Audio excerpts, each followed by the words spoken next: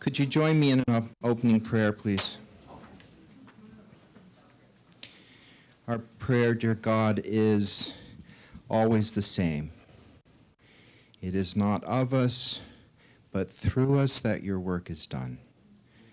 Dear God, it is not of us, but it is through us that your work is done. Amen. Amen. We are lucky in this work because we get to, as we tried to say in that first poem, we get to minister to all the seasons of a life, to hold those newborns, to treasure the relationships that grow, to counsel one another when there's pain and heartbreak. But inevitably, death comes because death is part of the reality of our living. I think it's critical. The message is really simple today. I will give you lots of facts, but the message is simple.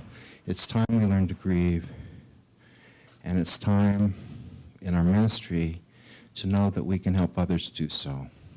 And you're only going to be useful helping somebody else insofar as you've done the work yourself. Normally, I think I would begin this presentation by saying we are in such denial about death in this culture. Because though there were a time when the graveyard was a central part of the town, where we would actually go and sit on the graves and bring flowers, and some of us still do that. It's not that we don't know that.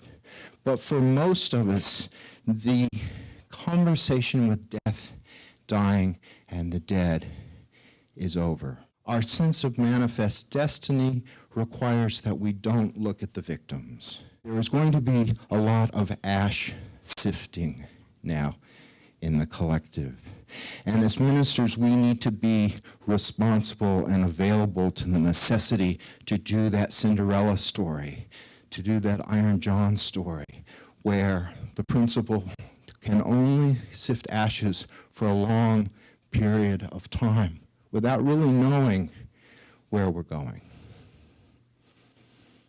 The Neanderthals in Iraq, now we're dating 150,000 years ago.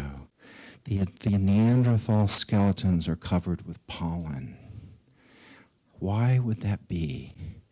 And the thought, of course, that somehow our ancestors knew to cover flowers on the dead, to help the passage into whatever was next. And this is deep in our DNA. And when we have funerals, of course, we want people to remember the life that lived. Something in human consciousness from the beginning knows to pay homage to the passage from this strange place of life and breath to stillness and absence, of company and then suddenly being lonely. For generations we put coins on the mouths or put objects in the tomb so that the passage into the next world might be accompanied with grace. Show me the manner in which a nation or community cares for its dead. Show me the manner in which a nation or community cares for its dead, and I will measure with mathematical exactness the tender mercies of its people, their respect for the law of the land, and their loyalty to high ideal. Here are some archetypal images. The listener. There's a reason we do so much work on listening. And it's not just to hear the chatter and filter the chatter, but to be a present, deep other. The corollary to being a listener is that you become a witness. And they are different. The way that we witness for one another in this room, I mean, you already know how profound an experience it is. In funeral work and in grief work, you are called to be witness to the grief, to your own grief, to the sorrows of others. There's always somebody who doesn't have a voice or who isn't heard. And the more I do this work, the more astonished I am. We were talking in the other room at the wedding about what true politics is, which is not about parties, but it's about the conversation in the place where people are. So advocacy becomes part of ministry. We must be poets of the sacred. Poetry comes from that word poesis, which means making. So our job is to make stuff if we're poets. Stop all the clocks, cut off the telephone, prevent the dog from barking with a juicy bone, silence the piano, and with muffled drum bring out the coffin. Let the mourners come. Let airplanes circle moaning overhead, scribbling on the sky the message, he is dead.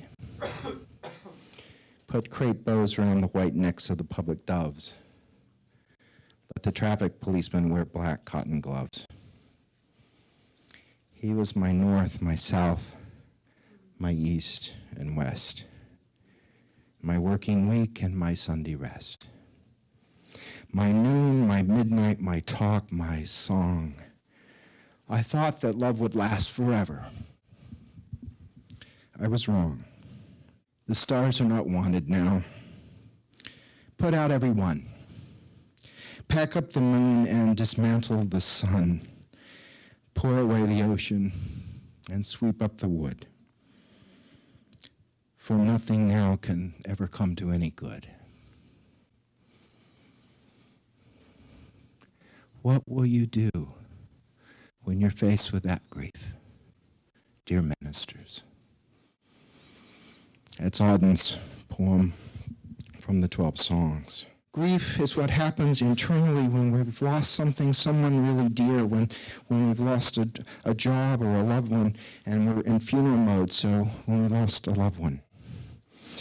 And we all grieve in our own way, you know this. Some griefs take time, some grief takes lifetimes. I'm trying to say now that mourning is the path to healing grief.